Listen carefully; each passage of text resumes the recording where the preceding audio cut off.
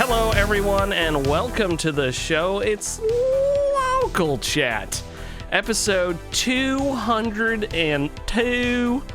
Gee Willikers, folks. Joining me, our not so foreign correspondent, foreign in how much we disassociate from him because of his disgusting songs. It's Karl from Save Data. Hello, I know symbols. He loves symbols. He's a regular Da Vinci Code over there. Speaking of Tom Hanks, Ian Gibson, what's your favorite Tom Hanks movie? Favorite Tom Hanks movie? I think I would have to go with obviously my favorite Tom Hanks movie. Obviously, that was the question. Actually, I was thinking about this the other day. It's. I don't think it's my favorite. He's so good. I don't think I have a favorite, but I was thinking about the movie Greyhound the other day. Have you guys seen Greyhound? Greyhound. It was directed by him. Recent movie. I believe it came out on Apple TV. Not a lot of people watched it, but the premise is he's a Navy guy, racing, but he was always a pencil pusher. And then World War II happens, and they need captains for like destroyers, and he gets forced into being a captain of a destroyer. And basically, the entire movie is him trying to cross the Atlantic as a destroyer, guarding these merchant ships. And there are submarines that start to attack them. And they do a really good job of everything's from his perspective, basically. So they're not cutting away to like Das Boot shots under the water and there's a U-boat and there's not like action, but it's him being like sonar man being like contact 3:00. And he's like, he must be coming around. Like, it's just very much like theater of the mind submarine battle, which is how it would really be because you can't see the submarine. And it was really, really good. Highly recommend Greyhound. I was just recommended that. My uncle, who was a huge World War II guy, who unfortunately passed away this year, but he was, we were talking about memories of him because he's super critical of, or was super critical of World War II movies. Mm-hmm. I remember when we watched Valkyrie, he was pissed off that the British planes had things painted on the sides because British, fighter plane pilots wouldn't do that. And apparently Greyhound, what passed with flying colors, was very historically accurate. So, I think I can't remember if Tom Hanks wrote it as well, but he went on Dan Carlin's Hardcore History to talk about it. And first of all, it was a fantastic episode because the start of the episode is like Dan Carlin just being like, wow, Tom Hanks, it's so great to have you on. And Tom is like, no, listen, I love this podcast. I listen to it all the time, every road trip. So it's so funny to have a celebrity guest geek out about the obscure podcast that he's on. But anyway, he talks about how like he read the book. He did a shitload of research to try and make it very accurate. And you can just see that reflected in the movie. It's very well done. Very cool. Karl, favorite Tom Hanks film? What's that one where he's in the Toy Story? Time Machine. The airport one. Oh, the Airport Man. Terminal. Yeah, that's the one where he dies no matter what. Mm-hmm. No. Yeah, it's Terminal, right? No, it's Toy Story 3. Oh, it's Toy Story 3. At the end of Toy Story 3. My favorite Tom Cruise movie, thanks for asking, is the first Mission Impossible.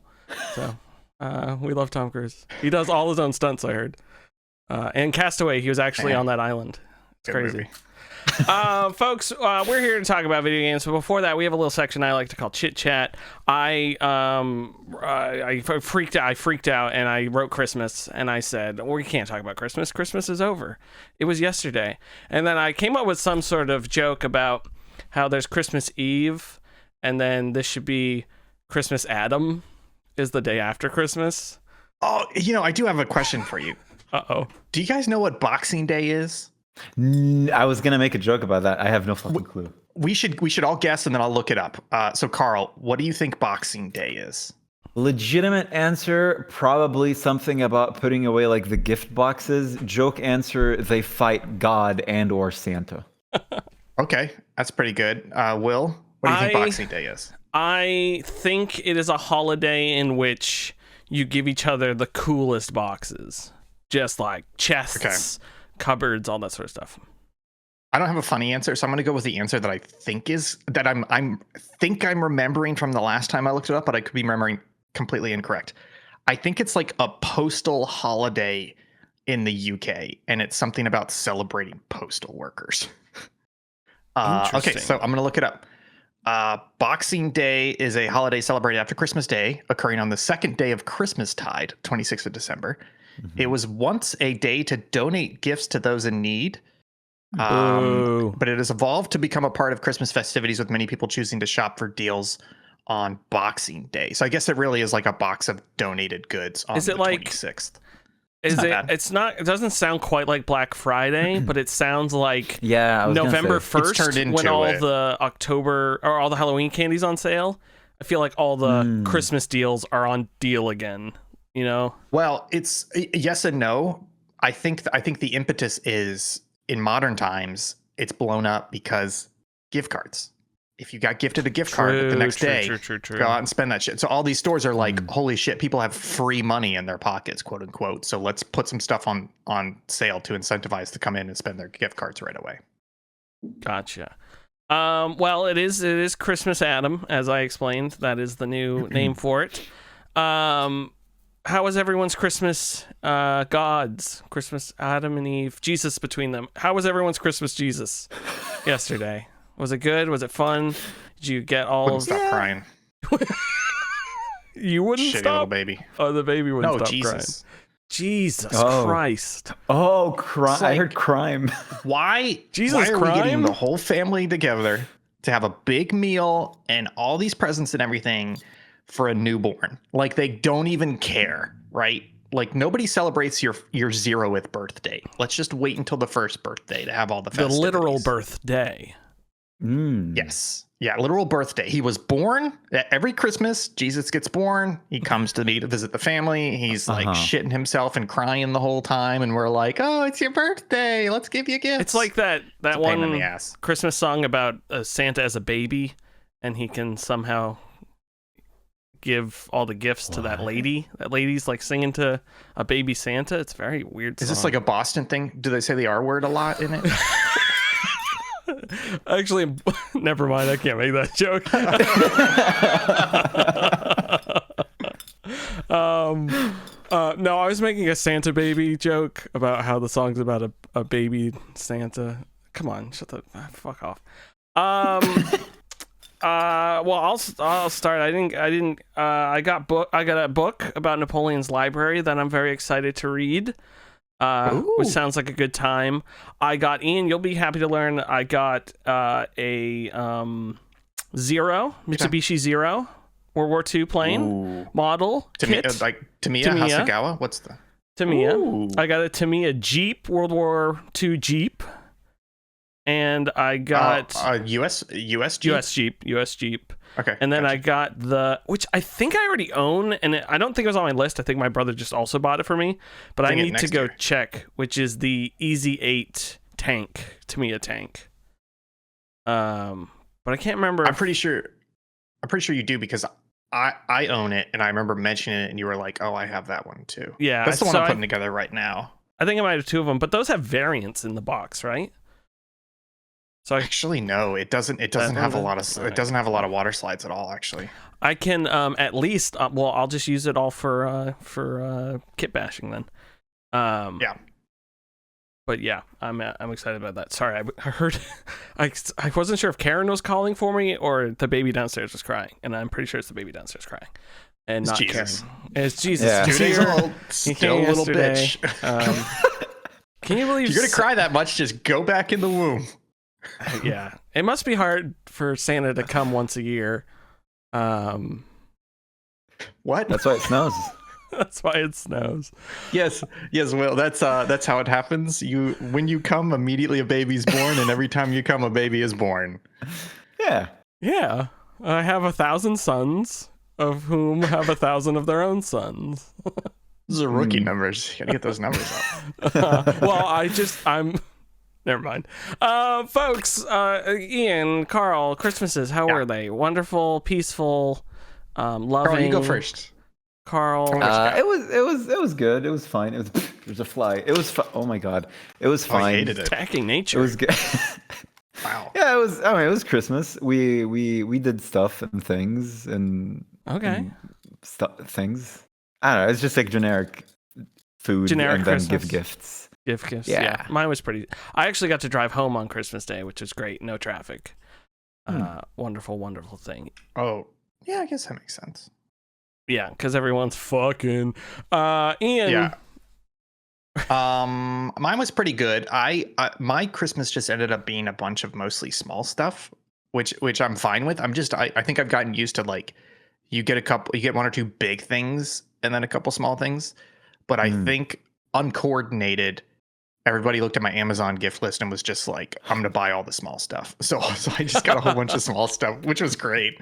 Like, speaking of model making, I got I got 2 different Vallejo weathering kits. And then I got I forget. AK makes these weathering pencils, which I'm gonna be honest with you, I think it's just like a $60 set of coloring pencils.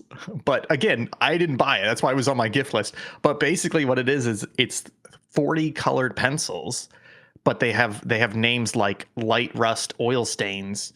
And what you do is you rub them on specific areas. So, like, on the tank, I was rubbing the light rust on the edges of panels, and it looks exactly like light rust. And it's like, holy shit, it's so easy to do, because you're just rubbing a colored pencil on certain areas. So I got a whole set of that, which is great. I got 2 Lego kits. One Lego kit I posted in the Discord, which was like the retro PC kit. Oh yeah, they're not Lego kits, but how do you guys refer to off-brand Lego?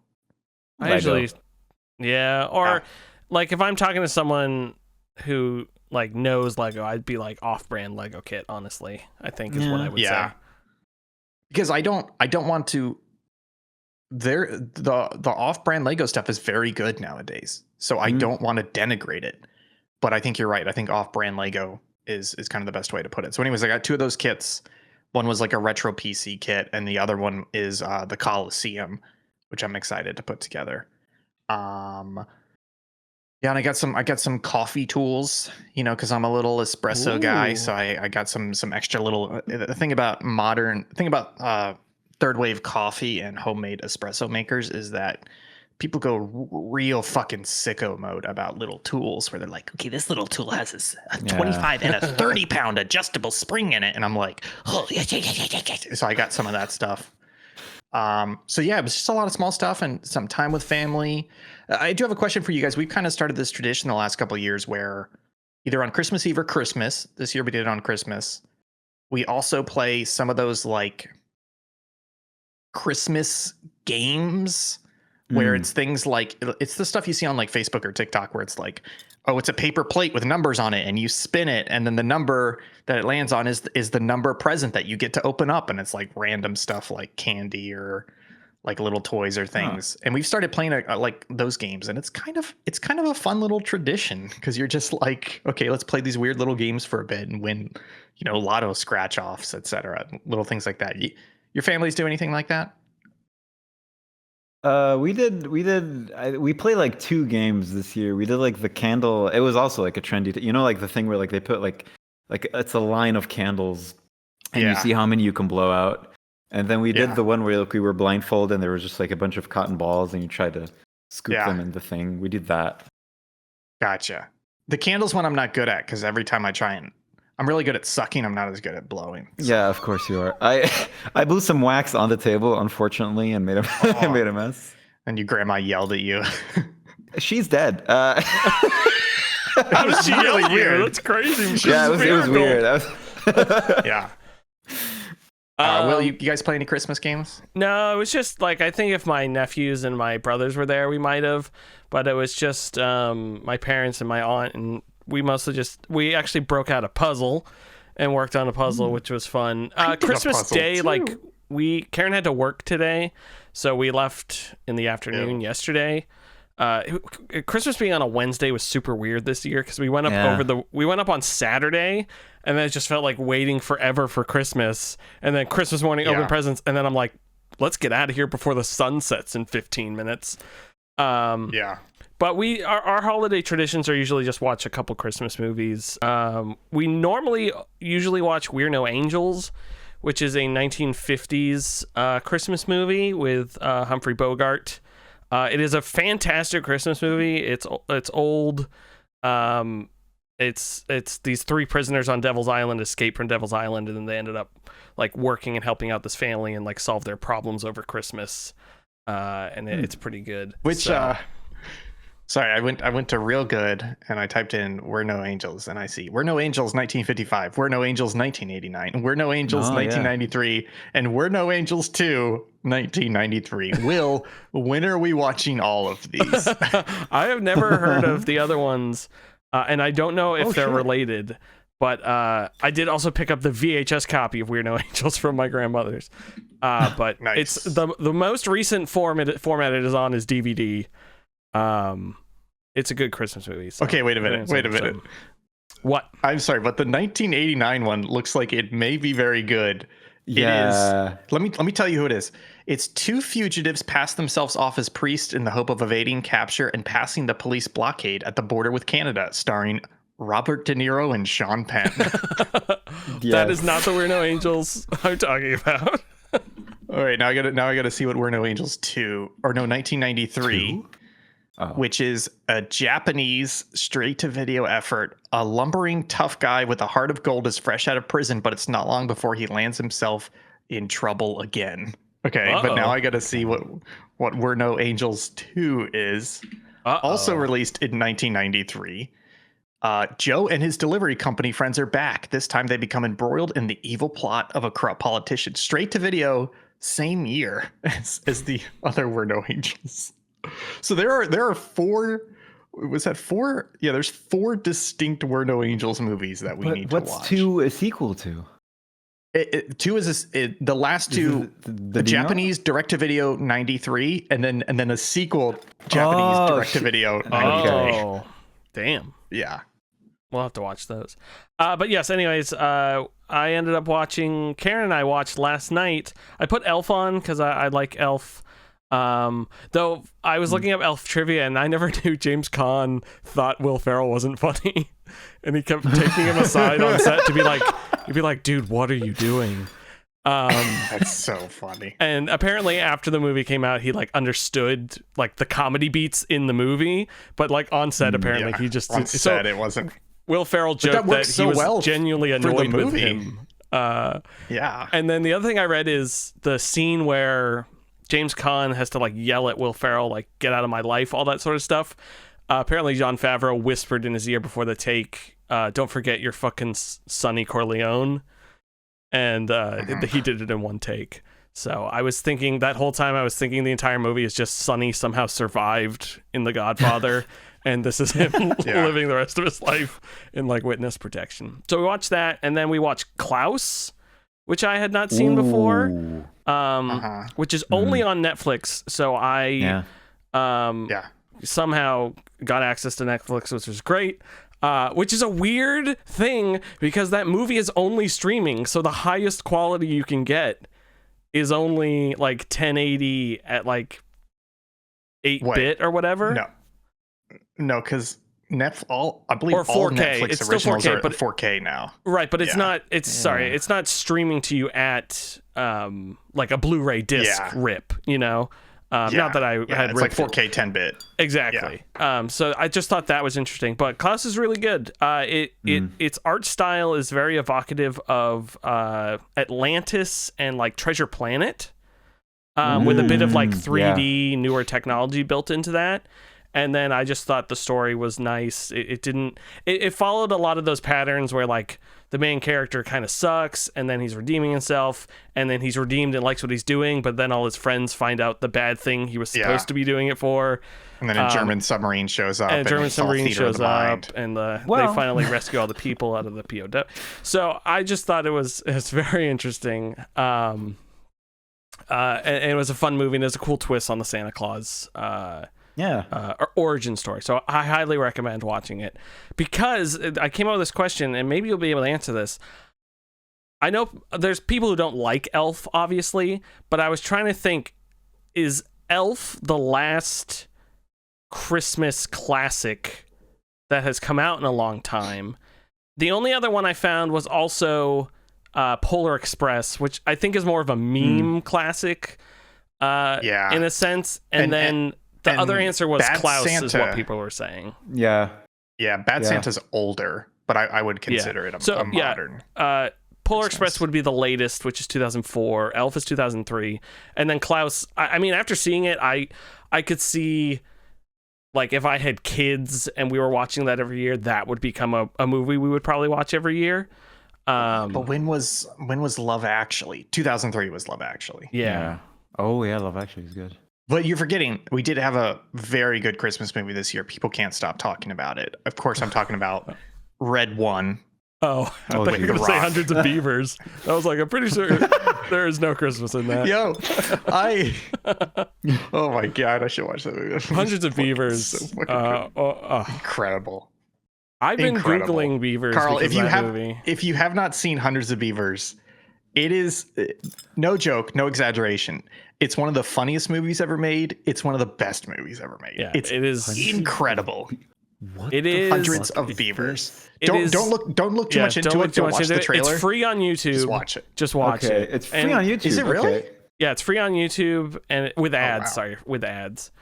And it's also free on Amazon with ads, but the Amazon one only has one ad break in the middle of it. So that's not bad. Use that one. It's the Tubi or Freevee, but they got rid of Freevee, whatever that is. Yes, Hundreds of Beavers. So, anyways, that was my Christmas quest to find a new classic, and Klaus seems to be fitting that, which is pretty good. So, I'm excited about that.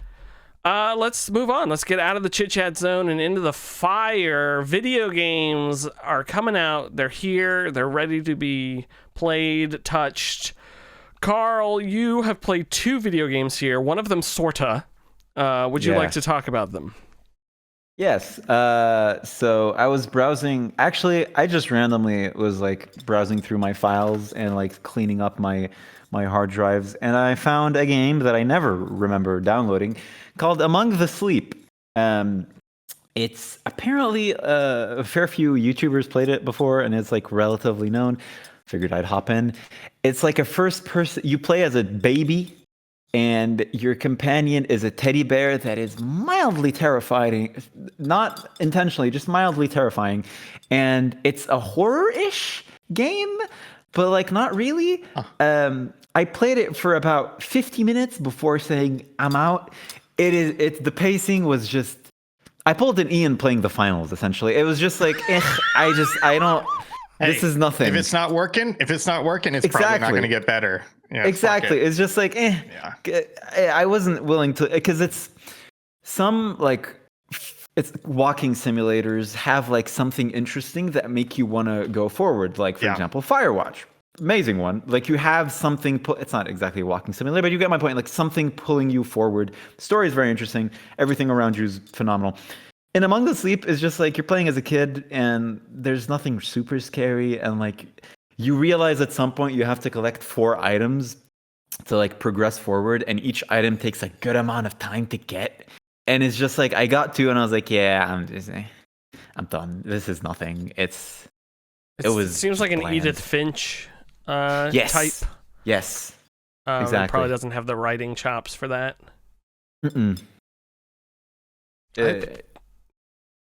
Playing as a child is like, odd, I feel like. Yeah, see, but they did something quote unquote interesting, where like if you crawl, you're faster than when you walk, but you can also sprint. And hilariously, if you sprint for too long, the baby eats shit. Like, you just fall on the ground and he cries. And it's that. Okay. But like, you do that for 10 minutes, it's like, okay, I'm done. The movement is just. Can you shit yourself? Oh? Unclear. I wouldn't put it beyond it. That'd be fun. It would. So Among the Sleep, and then what else have you got for us? Okay, so this is more of like a segue story, since so Shadow Generation. Sonic and Shadow Generations. I love Sonic games in general, even when they're shit. And I saw this game pop up, and I was like, okay, this seems very interesting. And a lot of people said it's just the best 3D Sonic game ever made. It's fantastic. This should be the standard. And so because hey, I'm more of like a physical copy kind of guy. So like, I call a place that I usually call to get my games. Actually, I send like a text message. So I'm like, hey, I want to check the availability of this game, price, and if you can deliver. I get an automated response, and then the guy says, hello. I wait for like 30 minutes. I get no response. I'm like, hello, I would like to just resend the message. I would like to check the availability. To which he sends a message and then deletes it. And so then I send my friend to call him because I'm like, eh. And then he's like, yeah, they don't have it and they're going to stock it tomorrow. So this is just a very long story to tell you. Tomorrow, I'm going to play Shadow Generations. Okay. Perfect. I'm glad you can. The year of Sonic, baby. The year of Sonic. Is this a genuine copy, or is this the reason why? No. No, genuine. Yeah.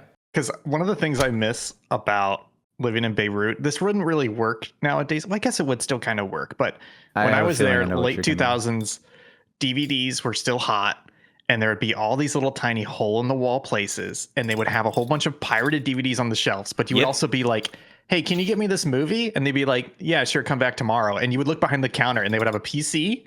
They would have multiple PCs and all of them would have like 7 disk drives and all of them were actively burning disks. So you would come back the next day and they would hand you a little plastic sleeve with a printed out like color paper cover wrapping the burned disc. And you'd be like, thanks for getting me that movie. And you'd pay, I think it was $6 at the time, which was kind of expensive as a college student. But yeah, way less. Hey, because I think it was 10th out at the time, but that was the exchange rate's gone wonky now. Hey, we don't condone piracy, but that's still a thing that goes on, and it's still very, I could see that. I literally got Instagram reels today of a person popping out one of those fake Switch tab cartridges and on their Mac loading games onto the card and putting it in. Yeah. And I was just like, damn, we are. Yeah, there's like 3 of those working now. Yeah. I was like, I might have to get one of those for the Switch too.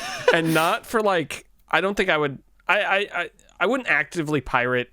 I've actually surprisingly never pirated a video game. I guess you could call downloading an unavailable video game, like an old unavailable video game, pirating. I wouldn't call that. I would call like modern, like you deliberately choose not to buy it. I've never, so like I would feel iffy about that, but being able to be like, here's all of my Switch 1 games that I know I purchased just on a cart that I can click on in. A terabyte SD card. On a terabyte SD card. Switch. Like I would be into that, but yeah. A friend of mine always is like, he put Switch games through the Steam Deck, I think is what he was doing. And I was like, damn, girl, that's wild. But yeah, I have not done that. Shadow Generations, stay tuned, folks. Karl's going to have all the thoughts. He'll be live in our Discord tomorrow. Just chatting up the Shadow Generations, just letting you know there's the Boomer Shadows, there's the Millennial Shadows, the Gen Xers, all the generations of Sonic and Shadow. Yep. Great. Good job, Will. Great. Thanks. You guys are great guests. Indiana Jones. I mean, Ian Banana Jones. Ian Banana Jones. You know what? Before we get into that, I forgot something. Honestly, probably the best Christmas gift I got was not even really a Christmas gift. It was just something that my niece got and was like, I have to save this for my uncle. And it's this Butterball hat. This is an official Butterball hat. And the way my niece told the story was that they had some sort of, I don't know if it was like a career day at school and the parents came in, or if a little girl just came in with it, but apparently one of her classmates' dads works at Butterball. And so because of that, my niece got a Butterball hat and a Butterball pen and a Butterball lanyard, like all this Butterball merchandise for free. And she's in like 3rd grade, I think. So it's weird for this 3rd grader to just get a bunch of Butterball merchandise for free. And she was like, I have to give that hat to my uncle. So she gave me the hat on Christmas morning and all the other Butterball stuff. And I've been wearing it nonstop since. So shout out to Butterball. Great hat. I'm just going to rip this like a Band-Aid. What is a Butterball? Yeah. I have no idea. What, is it a ball of butter? Is it a literal ball of butter? I'd be into that. I was just about to say, it is an older thing. Butterball. How do I put this? Butterball. honey baked ham, how that is like a company and a brand of ham, and it's not super popular, but it's kind of popular, where people are like, I want a ham. Oh, get a honey baked ham. Butterball is the same thing for turkeys. Okay. And it was super popular in the 70s and 80s. It's not as popular anymore. But Butterball is like, oh, you want a turkey for Thanksgiving? Get a Butterball. Now that you say turkey, I it's like saying, yeah, like the in Christmas with the Cranks, she wants that one ham, the like blank ham, whatever it is. So yeah, but it's not as popular anymore. But it was like, super popular. Is it like, so is it still a regular turkey, or is it like a mass produced type of turkey? I think it's a turkey, but they must, I don't even know if they do anything to it. I think it's just, they're like the number one turkey company, kind of like Purdue chicken, right? Like they just make so much of it, they flood the market. Oh, I see. I'm looking here at the Butterball. Yeah. Sorry, what? The packaging of the turkey says, "You got this," which I feel like this. You know what? To be fair, it's hard to cook a turkey. Which my answer is, don't cook a turkey because it's bad. Cook something else. They have a boneless Butterball turkey, and it's just a mass of meat. I would cook that. I love processed meat because I'm a disgusting American. God bless. I love pork roll, or Taylor ham for the people who call it that. We recently had Spam. I had Spam for the first time, and Spam is so fucking good. It's okay. Here's my problem. Spam is too much though. Like it's too salty and too fatty for me. So it's almost like a dessert, and I have a couple bites and I'm like, that's good, but I can't eat more than that. You know what I mean? It's too I get much. That.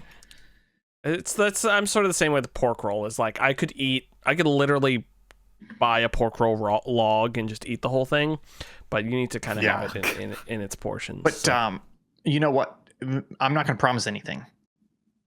Maggie made something recently. She's made it before. Maybe she'll make it when you come back down. She made Spam musubi, which is basically Spam sushi. And it's good, but I had 2 and I was stuffed for like 12 hours. It's just, you have the smallest stomach in the history of man as well. No, but it is very fatty. My stomach's not as small anymore, but it was just like, it's so fatty and salty that you're just like, yeah. Is it that you get bored of the taste, or is it that you genuinely get full? It's because I have like crippling acid reflux, and if I don't keep it in control, it just throws my entire stomach off for like a week. So I have to eat small, because if I overeat, then I will die. Not die, but I will be miserable for days.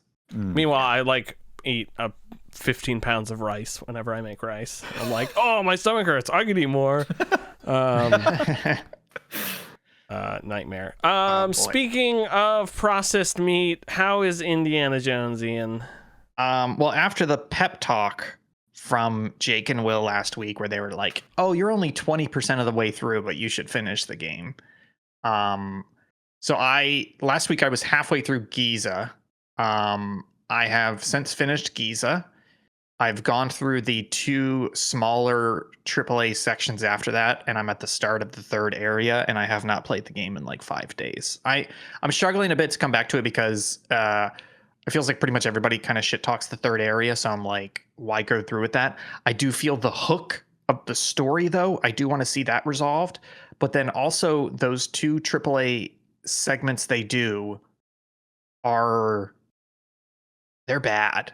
Yeah. And it's funny. It's funny. Like if the entire game was that, people would be like, it was an okay game. Like it was a solid 7 out of 10, I guess. Like it was Indiana Jones. Like that's what playing the Uncharted games is like to me, where it's like, oh yeah, this is stylish and it looks good, but I'm just walking through a corridor hitting like pre-scripted encounters over and over again. And like, what's the fucking point of me playing this game? And that's what those 2 segments feel like in Indiana Jones. And that feels like an absolute slap in the face, kick in the balls, after they gave you 2 really good open world areas with puzzles and, hey, go over here. Here's do some stealthing, do some sneaking, do some like figure out this puzzle, do some exploration. Then they're like, okay, we're going to lock you down for about an hour and a half into like 2 corridor sections that are like the peak of modern AAA design, that gamers are completely tired of because it's played out now, and it sucks. So it's a drag getting. First two areas are great. Then they lay on an hour and a half of mediocre AAA linear sections. And then you get to the third area that you've only heard mediocre to bad things about. And it's like, why do I keep playing? So I guess my question for you, Will, is if I don't want to say mainlined, but let's say I did 50% of that third area, how long do you think it would take me? You could get through that third area and the last area pretty quickly. I think if you mainline, because I accidentally beat that area pretty quickly. So if I would say do that. There is one side story there that the like main old dude gives you for a hook that is pretty good. I enjoyed that because they it's sort of like they do a thing with it, and they have a really cool area that you go to that was fun and like story wise. But I think you can do that, and you can just do the main stuff in that area, and then get the heck out of there, and then get to the next thing, and then you're pretty much wrapped up at the end there. And then when you're done with the game, it just spits you back, and you can go anywhere. So if you ever felt like listening to a podcast and cleaning up, you can do that. So I did realize you can go anywhere anytime you want. You don't have to finish the game. That's great, because we weren't sure about that last week, and it wasn't until I was listening to a podcast and Dan Reichert's like, oh yeah, if you open the menu, at some point they add a fourth or fifth tab called travels, and if you go there, it has the list of locations, and you hover over them, and it's like, go back there. I said this last week. No, I thought you said you had to finish the game. It spits you out, and then you can do it. That's what Jake thought, but yeah, like when I first went to Giza, I immediately went back to Vatican. Like like I don't know if if you're in Vatican, if you could go. If you're in the Vatican, I don't know if you can go back to the museum. But yes, you're right. They do not tell you. They tell you at the end of the game when you're spit back in. They tell you the opposite, which is right before you start the end area, the end quest of an area. Indy says out loud, I better wrap up things in here before I go look at the fountain or whatever. Like he's saying these lines out loud that are telling you can't travel back here. And then it turns out, no, it was there the whole time in the menu and you can travel back. It's one of those weird things, like he's saying that because he can't, but the game's not saying it because the game allows you to go back in time. The only problem is no, there's no excuse, because there's no reason for him to say that, because it's one of those barks to the player. So it's like, it really is one of those things where the game does this a lot. Like I want to say about half the faults of the game are them not communicating things clearly or hiding things. And the more you play of the game, you go, oh, that frustration I had, it wasn't really valid, because it turns out that's not a problem, and it actually is in the game. They just obfuscate it and make it difficult to get to the end. Whereas if they had just been clear from the start, it wouldn't have been a pain. It wouldn't have been confusion. It makes me wonder if it was if it was a last minute addition where someone was just like, no, you have to let people go back to other areas, because there's one of those AAA areas. There is like an event that happens to Indy, and when you go back to traverse it, I had to like just jump in the 3D geometry to get over the thing to get back to the other side of the area. And I was like, is this how I'm supposed to do this? Like, is it glitched? And it was a bit weird. But yeah, those areas were pretty lame. The first one was cool and like neat as a location. But the second place, they do that chase at the end of it, and I was like, this is the stupidest thing ever. If you still want to do a spoiler cast, I would love to, just to talk about how it's a terrible decision for them to pick that as the second short area, because of what is historically going on in that location at that time. I was like, no, don't be here. This is not what it is, but it's like if they had a short segment in Auschwitz, basically. Yeah. Like, why are you going here at this time? This is not. No, don't put me here. Yeah. It's basically the same in terms of like bad places to be in time. Let's set a video game level there. No, don't do that. Don't do that. If I was a good artist and did comics, I would do a series of Indiana Jones stealing the wrong things like at the wrong times. Like, buddy, you shouldn't be here. But yeah, overall, I finished it. Last week before last week's episode. I'm still pretty high on it. I in my Notion tracker I gave it a 9, but I think it's an 8. I think it's a high 8 for me. Just because I can see that. I think I agree. Mostly, I just unabashedly love Indiana Jones, and also it is so nice. You're just so used to Indiana Jones games being bad that I was just and this is someone who liked Emperor's Tomb. I was just happy to get a good Indiana Jones game that felt good. So and they deserve a lot of bonus points for they could have just made Uncharted, and they didn't. They actually made something unique and interesting and really captured the character. Sorry, Karl, you were going to say something. Yeah, I mean, just 2 quick ones, because I was considering getting this game because I heard a lot of praise. A, is it worth it? And B, I've heard someone say that it feels kind of in the playstyle sort of feels like Dishonored. Is that a fair comparison, or is that kind of off the wall? So first question, unequivocally, yes. This is a slow year. This is going to be in GOTY discussions, and like we said, it's still a solid game. I'll say the reason why we're talking about it like this is it's one of those things where because the game is so obviously good, it's not interesting to talk about the good things. So we just kind of tend towards, okay, let's talk about what this is failing. Okay. So overall, it is very good. The second thing, I would say a little bit, just because they're giving you semi-open areas. You do get rewarded for exploring and finding things. It's a lot of it's not linear. It's also not Deus Ex, where it's like there are 3 paths through this area. There's open buildings and open camps, and they're letting you do whatever you want to get in and out and go through it, which is kind of what Dishonored does. Like when they drop you in a neighborhood and there's like 5 buildings, but there's like you can go however you want in and out of these buildings. So that's how it's like Dishonored, I would say. You're referencing the modern Deus Ex. I was like, I was thinking of modern Deus Ex. the older, which I love the modern Deus Ex, but I was thinking of the older one when you said that. And I was like, I would agree. I think most people are calling it like Dishonored because Dishonored's still one of the more recent touchstones for immersive sim. So I feel like that's why people are saying it's like Dishonored. But honestly, it feels like if Wolfenstein was just like a few more levels of immersive sim and in an open world area. That is really, at the end of the day, I would say it feels like so. And it's solid. Ian, you hit the nail on the head. We are criticizing things about it because it's easier to criticize this. There's a smaller amount of things to criticize because there's so many things we could praise about it, but we just want to have the discussion point because we want to have the interesting discussion, which is, let's get into the grit on the game because overall it shines. Yeah, exactly. Speaking of shining stars, all the stars are here. 50 stars on the American flag. UFO 50. Ian Gibson, how's it going?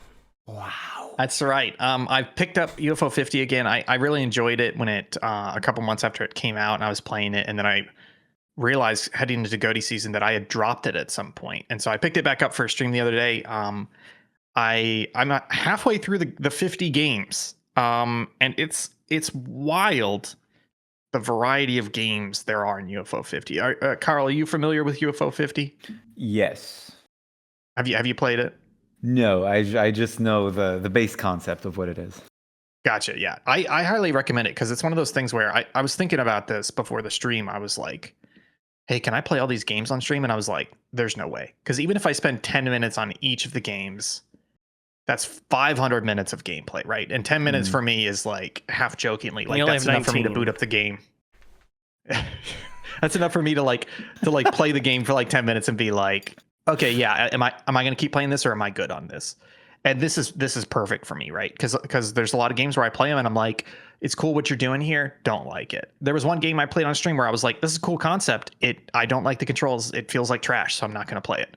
But then there's other games where there was one where it was kind of like Flappy Bird / Lunar Lander style, where you're a floating thing and you're naturally falling, but you press or hold the button to stay in the air, and then you can move around while you're doing that. And it was that, but a racing game. So it's on one screen, and you're doing that, and there's 7 other people with you, and you just have to do like, 8 loops of this figure 8 track, and there's little weapons and everything. But the controls felt so good, and the racing felt so good that I played through that entire game. I went through like all 8 tracks and got first place the first time I played it. Like I was just like, this feels really, really good. So it's awesome to go through these and discover these little ones that are like little gems. And it's awesome to see super simple 2-button game design in the style of 70s and 80s video games, but with modern gaming concepts and modern gaming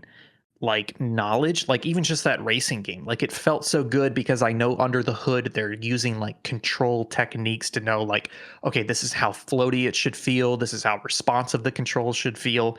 So even though it had the look and play of a simple 70s or 80s game where it's just like, oh, you're just doing like an 8-person race around a figure 8 track, very simple, but because it felt so good, it was like, yeah, give it to me, so highly recommend UFO 50. It's going to be very, very up high in my GOTY list because even though I've only played half of the games at this point, there's just enough bangers there. It's just a buffet of very good games. I'm struggling to think. I don't think there's any games in there that are awful. Like there's one game that I can think of that was bad just because I hated the controls. I didn't like the controls on it. But most of the time, it's really just, is this game for you or not? Because of how it's playing, what the concept is, how it's laid out. And if it's not for you, then it's like, okay, move on, and the ones that you do like, you can get, some of them are hours and hours. Even just that racing one was like 30 minutes of racing. And I'm like, okay, well now I can do it again and get better times, get better scores. So it's really, really cool. UFO 50, definitely check it out. Will, you're a big UFO 50 fan, right? Yeah, I'm not as high on it as you are. But there's a couple games on it that I do enjoy. The one where you're like the little thing, the tractor thing that can jump between the 2 walls. Yeah, I played that one on stream. That was awesome. Really cool. I'm on like the second world, I guess, because you like unlock worlds, and that's super fun. I've made to the idle game's pretty good. I've enjoyed that. And it kind of like makes you play other games longer so you can build up stuff in the idle game, which is nice. Yeah. And then I haven't played in a while, so I can't think of the other ones, but there are a couple on there that chameleon one I also like. It's tough though. Yeah, that was a tough puzzler. You gotta like really figure it out. But there are a lot of games that are puzzle games that aren't quite what I wanted as far as a puzzle game. That's fine. And then some of the other ones I'm not as big as a fan because they're more active games. Yeah. And and then there's some I haven't tried yet. Like there's a whole RPG and the JRPG and stuff like that I haven't delved into. So I need to check those out. But I was expecting more like that last Zachtronics game had a couple of games in there that I literally booted up the whole big game to just play those because they were very fun. I don't quite have that one in UFO 50, but I think I just need to give them some more time. Yeah, it's fantastic. I honestly, my biggest flaw with the game is that it needs to be on a handheld. And I know we have the Steam Deck, but it needs to be a Switch game because it would be incredible as a Switch game. I hope, and I think they have that planned. It's just not at launch, and they don't have a release date for it yet. The other game I can't stop playing, and I wasn't planning on continuing to talk about it, but there's some stuff I got to call out here. Sea Power, Naval Combat in the Missile Age, continues to be good. Continues to have a grip on my tiny heart. It's to the point where like I've played this game for 28 hours since it came out, and this is like a relatively bare bones early access game. Like I bought it because it was like, I'll play it for a little bit and then it'll go on the shelf. Like it's so early access that it doesn't even have saving in the game. So if you start a scenario, you're there for an hour and a half, 2 hours until you finish the scenario. But that being said, it's still very, very good. Like literally this morning, I was like, I woke up a little bit early, so I had like an hour or two before work, and I was like, I should play a video game. And I was like, I could play some indie, I could play some more UFO 50. Like maybe it's time to start Animal Well for GOTY. And then I was like, why am I doing this to me? Like I need to be nicer to myself. It's Christmas. I know what I really want is to play Sea Power. So I just booted up Sea Power and played. Well, it's literally like a temptation where at any point in time I'm like, should I play Sea Power? And I have to come up with excuses not to play it. But I do want to give a shout out here to the community, because what I've really been playing lately are Steam Workshop mods and scenarios. And there's two of them. One is called, I believe it's called Pacific Strike, and it was like a 7 mission campaign made by somebody and the whole premise is basically like China goes for Taiwan, and that kicks off World War III. And so it's China and the Soviets versus the US, and a lot of the naval combat takes place around Borneo and Australia and Singapore and Manila. And it's like these escalating scenarios, and you get more and more units, and they get more and more intense, and they're really, really, really well done. Like this alternative, future prognostication about what will likely be America's next major military conflict. And it was really, really cool to play through that. And then the other one that I started playing this morning was somebody did an alternative history of the Cuban Missile Crisis. And so the mission I played this morning, if you remember, the Cuban Missile Crisis, one of the key components of it was that the U.S. imposes a naval blockade on Cuba after they discovered that there's, weapons that have been delivered to the island. And so the scenario I played this morning was basically like, you're like 3 or 4 U.S. Navy ships off the northeast coast of Cuba, and they're like, your orders are no Soviet flagged ships get through the blockade. Rules of engagement are like, if they're heading towards Cuba, fire on them. And so I had to cover this huge area, and I had a plane with radar so I could use them to identify the ships and be like, oh, that's just a Soviet a Swedish oil tanker. They're okay. Oh, that's a Soviet ship, but it's a passenger liner. It's okay.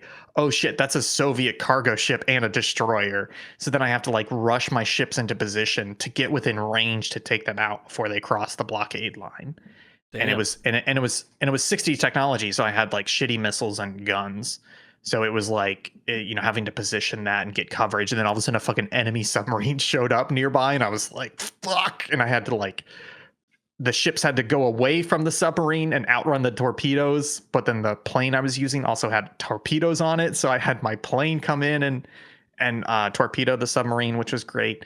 So it's just a lot of fun. And the community is adding a lot to that by making all these really cool scenarios. So shout out to the Sea Power community.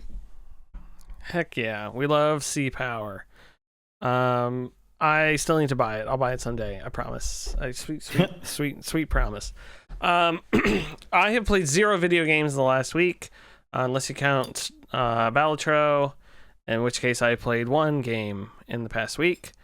But I've been doing a lot of reading. And I was up at my parents' for Christmas, and I brought the Steam Deck, but I only played Balatro, and then I was reading more. I need to get back to Metaphor because I really enjoy that game, and that's been super fun. I'm like 10 hours, 11 hours into that game, and then there's something else I need to get to, and I can't remember what it is, but I will get to those hopefully before Game of the Year comes up. Yes, I'm excited for that. Ian, do you want to play your little game? Yeah. So we've got some time. There's no news stories because it's Christmas and people don't put news stories out over Christmas time, except for China. Yo, did you guys see those 2 fucking Chinese stealth jets that got revealed today? It's fucking wild. No. Anyways, you go check out the community Discord. It's okay.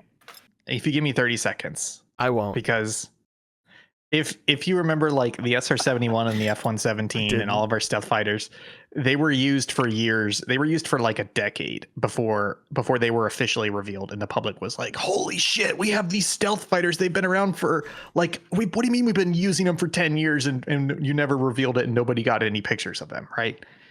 Well, today, 2 separate Chinese aerospace manufacturers were just like, hey, what if we just do a test flight of our 2 brand new future jets? like 6th generation, and to be like, the F-35, F-22 is 5th generation. So these are literally next generation that nobody thought they had yet. And they're just like, we're just going to do 2 test flights. And all these videos hit Twitter today of just like, look at this crazy Chinese future stealth plane that they're flying around. And then like 2 hours later, they're like, there's a second one.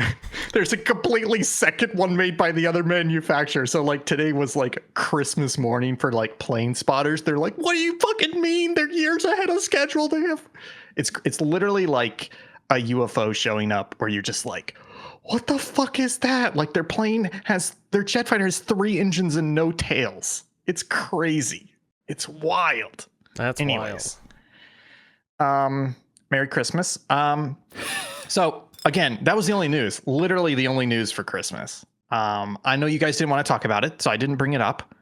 Instead, I thought we could play a little game I've come up with on the spot. 2024 has been a year for video games. Okay. There's been a lot of games that have come out this year. Some of them good, some of them bad. What I'm currently looking at is I'm looking at OpenCritic. Don't go to OpenCritic. There are 18 games rated 90 plus on OpenCritic. Okay. What we're going to do is we're going to do Open Versus, which is of these 90 plus games. I'm going to give you 2 of the games and I want you guys to guess which one was a higher score. So you already know they're in the 90s, but which one was higher? You guys understand the game? Yes. Okay. First up, Elden Ring Shadow of the Erd Tree versus Astrobot. Which one has the higher score? Ooh. Astrobot. I'm thinking Elden Ring. The answer is Astrobot with 95, Elden Ring with 94. Oh. Yeah, Suck it, Karl. No. All right, next up we've got Not again. next up we've got Final Fantasy VII Rebirth versus Metaphor ReFantasio. I'll let Karl go. Anime first. nerds are fighting. I'm thinking Metaphor. Okay, Will? I'm also thinking Metaphor, but to make this fun, I'll choose. What was the other shit you said? Final Fantasy VII Rebirth. Yeah, I'll choose the Weebs. And the winner is Final Fantasy VII Rebirth with 93. Damn. Metaphor with 92. God damn. Okay. Okay. Next up, we have Balatro versus Caves of Kud. Is that how you pronounce it? Caves I of have Cud? no idea what the... Caves of Cud versus Balatro. I'm going to say Caves of Cud, to be honest with I you. was thinking Balatro. The answer is, with 95, Caves of Cud. Ah, fuck you, Karl. Balatro with 91. Wow. All right. And finally, UFO 50 versus Last of Us Part 2 Remastered. That came out? Last of Us Part 2 Remastered? It says January 19th? Yes. It's the PC one that was announced at Game Awards. Huh. Oh, the PC version of the Last of Us Part 2. Okay. UFO I would 50, say, surely. I'm going to say, what was the first one you said? UFO 50 versus Last of Us Part 2 Remastered. I'm going to say UFO 50. Yeah. The answer is UFO 50 with 91, Last of Us Part 2 Remastered with 90. Why is Last of Us Part 2 Remastered getting that high? I feel like I don't that's mean to just open a can of copying worms. off of the old. Yeah, exactly. Yeah. It's Yeah. okay. So there are a lot of. I thought this was a bit of a light year. I think the problem is just last year was a banger. Because if you remember, it was Elden Ring year was light. Last year was a banger. This year is light. So I think it's really just last year was an anomaly with a lot of crazy good games. I don't know. This year had some bangers. There was Dragon's Dogma, Balatro.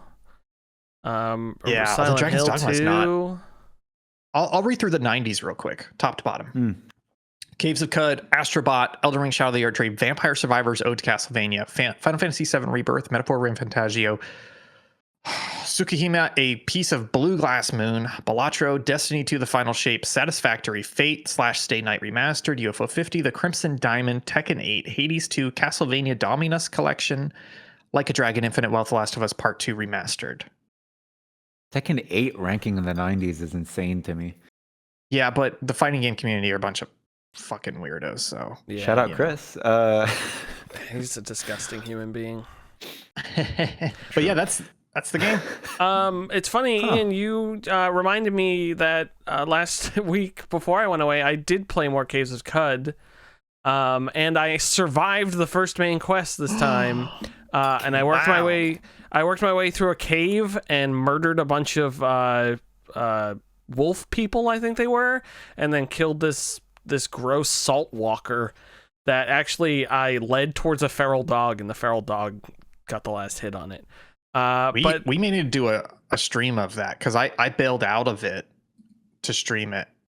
Yeah, I wasn't sure how good it would be to stream it as a start, but then I'm like, you know what, you're playing it, maybe you should just stream it and I'll watch it. Yeah, I can stream it. It's fun. It's definitely acquired taste, and a lot of. I really need to get the controls down because they can either you do keyboard or mouse, and I'm doing both, and it's a little finicky with that. Yeah. But I kind of figured everything out, and it's been a good time. It's a fun game that is very deep. So I'm excited to dive in more of that. So I did play that a little bit. Awesome. Those are the games we've been playing this week. That was the fun little game we played. That is it for the news as well. Folks, we have a Subpixel broadcast SBC tomorrow. The new episode of that Christmas special. Tomorrow at 8 p.m. I believe it's 8 p.m. Eastern. Tune in, folks. We're gonna be that's gonna be live on Twitch. We've done one episode before. The way to describe this is there's a lore way and there's a real way. Let me try the lore way first. Will has been collecting VHS tapes, and was it like an estate sale like last Thanksgiving, not this most recent Thanksgiving. You bought a box of VHS tapes, and buried at the bottom were multiple tapes, like broadcast backup masters of something called SBC. And we did a stream a couple months ago. You literally, like, the stream was literally just camera pointed at a TV, VCR plugged in. You put the tape in the VCR, you hit play, and it's somebody recorded this weird network channel called SBC from, I can't even tell what era it's from because it's playing replays from like multiple decades. And so we already did one episode where we watched the first tape, and it's about an hour's worth of just a live TV channel somebody taped. And so you said you were going through the tapes the other day and you realized one of them was a holiday special. Yes. Yeah. Right? So there were a couple other tapes. There was a second tape that we were going to play. And that's the one that the first tape teased with the cop rock stuff, which we haven't gotten to that one. But I figured since it's the time of the year, there was one marked holiday.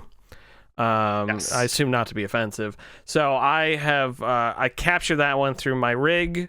I was sub-ohming. It was great. Clear clouds with my rig. And so I got that in, and we're going to be putting that in the VCR, and I'm going to be showing that to everyone tomorrow night at 8 p.m. So yeah, so if you guys want to watch, like we Googled it. As far as we can tell, nobody has ever heard of this or seen it. So literally for the first time in history, since it aired, we will be watching SBC Holiday Special tomorrow night at 8 p.m. Eastern. We're going to be all hanging out in the Twitch chat, watching along with everybody else. It's probably going to be something special because last time was very weird, and we're expecting more of that. More weird is what we want. Hell yeah. Yes, I got to set all that up for tomorrow because this room is a nightmare. Speaking of nightmares, that's the end of the show. I'm going to hit the button and we're going to get out of here. Folks, Karl, thank you so much for being here. If there's one person I can rely on who's not part of Subpixel, it's Karl. Because every time I ask for a guest, he says, choose me, but if you get someone better, choose them. And I'm always like, I don't know how to respond to that because I'm insulting someone somehow. But there's truly no one better than Karl. It's lovely to have you on. Is there any save data content you want to call out or your own content? Nope, nothing. YouTube.com/SaveDataTeam. yeah. We'll put that up on the screen. We'll flash it. Like I said, the tape will be airing tomorrow, 8 p.m. Eastern. At Hunt270, at Think Gibson, subpixelfilms.com is where you can find all of our stuff. You can buy merch. You can go over to all sorts of things and watch things, archive channel, all that dumb shit. Okay, Merry Christmas, everyone. See you next year. Bye.